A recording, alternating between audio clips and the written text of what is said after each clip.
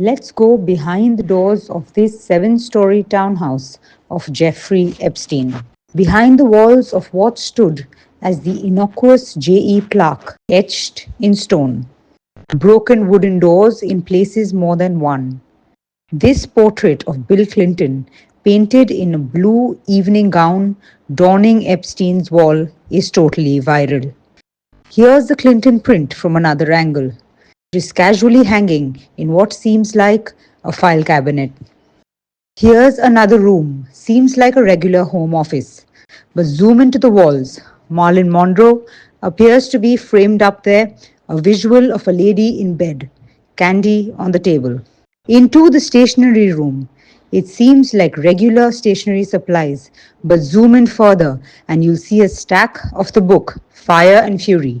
Now that's the book by journalist Michael Wolff, which claims to detail the behavior of Donald Trump and his close circle of staff during his 2016 presidential campaign.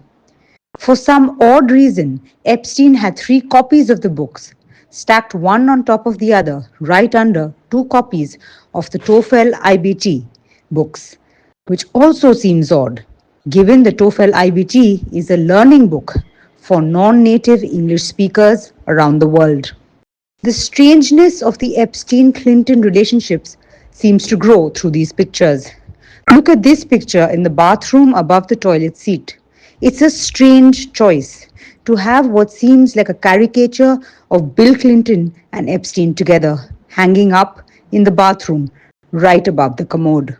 This console table, marked D, has a framed redacted picture of what appears to be a young girl, with sculptures of babies clinging to the ornate golden legs of the table. Here's a long shot of the same table from another angle.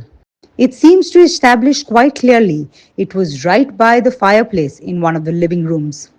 Even in the commonplaces, bizarreness shines through.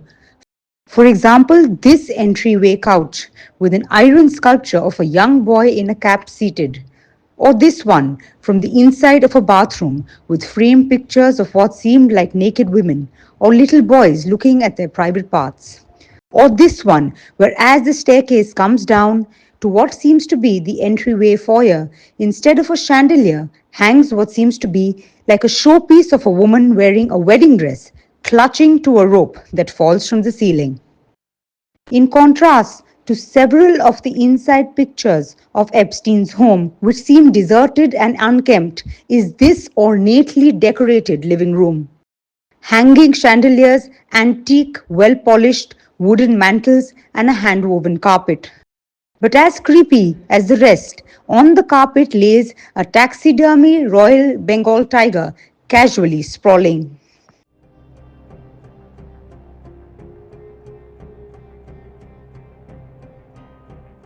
Now into what seems like the massage room. The walls mimic the dark reality that is likely to have gone on inside it. Naked women on the wall and redacted faces of women on others.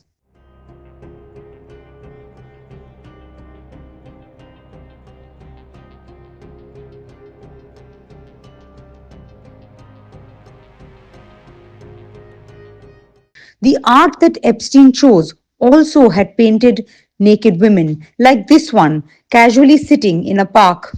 Or wall-to-wall, full-wall murals like this one against the pink walls, where you can see naked women in living rooms. Also across multiple stills released from the $70 million Manhattan townhome of Jeffrey Epstein, what's clear is the presence of cameras, hidden cameras, from those above beds to those plugged surreptitiously in the believed to be den of crime, the massage room.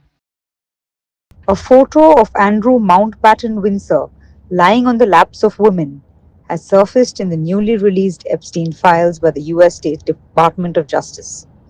Convicted sex trafficker Ghislaine Maxwell is seen smiling in the background casually. The image is believed to have been taken inside the royal estate in Norfolk. Its release adds to scrutiny of Andrew, who was stripped of his titles over links to Jeffrey Epstein. Andrew, though, has consistently denied any wrongdoing. Apart from these stills is of course the released video of Epstein's Palm Beach home. This video is reported to have been re-released by the DOJ and dates back originally to 2005.